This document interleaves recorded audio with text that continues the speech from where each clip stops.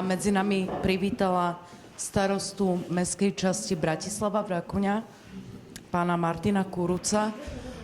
Pán Kuruc, v úvode bolo spomínané, že naozaj máme tu vrakuňskú skládku, máme tu Vazaleko skládku, ale tie skládky nebudú likvidované práve v tej spaľovni.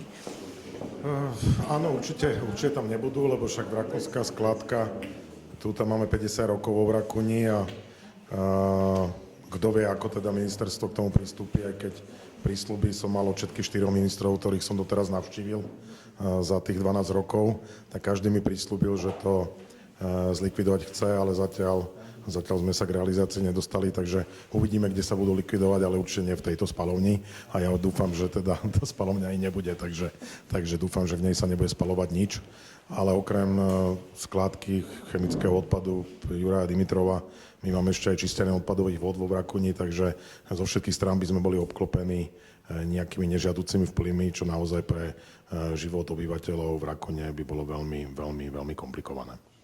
Ako vnímate pocity Vrakunčanov? Keď sa dozvedeli, že teda má vzniknúť takéto centrum? Tak viete, Vrakunčania sú už takí rezistentní voči tomuto, lebo ako som spomenul, máme tu čistenie odpadových vod, čo teda každodenne zažívame nejaké tie nie úplne príjemné pachy v okolí.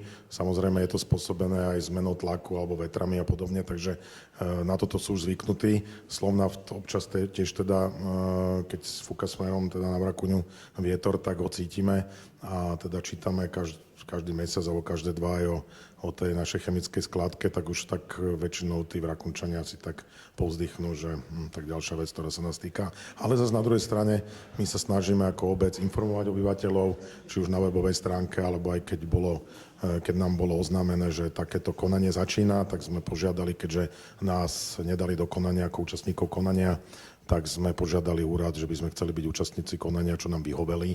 Takže sme od, myslím, 19.12.23 sme aj účastníci konania a všetky dokumenty, ktoré sú vydané ministerstvom, tak nám chodia ako účastníkom a snažíme sa ich preštudovať a po konzultácii s odborníkmi potom informujeme aj Vrakunčanov, alebo buď príjmeme k tomu nejaké stanovisko, alebo uvidíme, čo bude ďalej.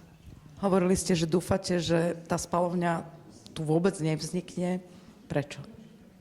Tak viete, bolo to tu už viackrát spomenuté a bolo aj povedané, že teda treba zaviazať budúceho investora tej spaľovne, myslím, pán Kiča to hovoril, že aké budú zvozy a koľko tón, tak ja by som to povedal tak, že zaväzovať môžete niekoho, kto tam ide niečo budovať. Ja by som radšej, keď tam nič nebolo a tým pádom nemusíme nikoho nič zaväzovať. Ale bolo tu spomenuté aj mojimi predrečníkmi, však máme vedľa spaľovňu Ola, ktorá samozrejme viem, že už je kapacitne, myslím, dosť naplnená, takže preto sa aj uvažuje o rozširovanie kapacity OLA, ale zase si musíme uvedomiť, že naozaj toho odpadu na Slovensku nie je toľko, aby sme si mohli dovoliť aj rozšíriť kapacitu mestskej spaľovne a ešte hneď vedľa toho aj stavať novú spaľovňu, takže asi by sa tu malo hľadať riešenie nejaké také, ktoré naozaj negatívnym spôsobom nebude pôsobiť na obyvateľov Bratislavy. Posledná otázka. Myslíte si, že teraz to možnosť zastaviť to má pravdepodobne mesto? Niektorí z vás to spomínali. Jedná sa o územný plán, ktorý povoľuje takéto stavby menšieho rozsahu. Myslíte si, že v tomto smere sa niečo podarí?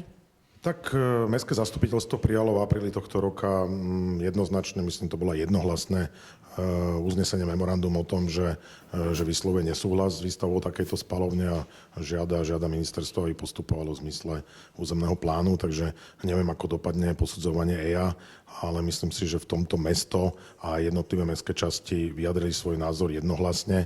My vo Vrakuni sme to prerokovali aj na Komisii životného prostredia a som rád, že som tu dnes, lebo sme sa aj tuto s našou občianskou aktivistkou z Greenpeaceu pani Dorotou dohodli, že na februári zastupiteľstvo požiada občianske združenie, aby sme to prerokovali aj na miestnom zastupiteľstve vo Vrakuni, takže budeme sa snažiť aj takýmto spôsobom k tomu prispieť.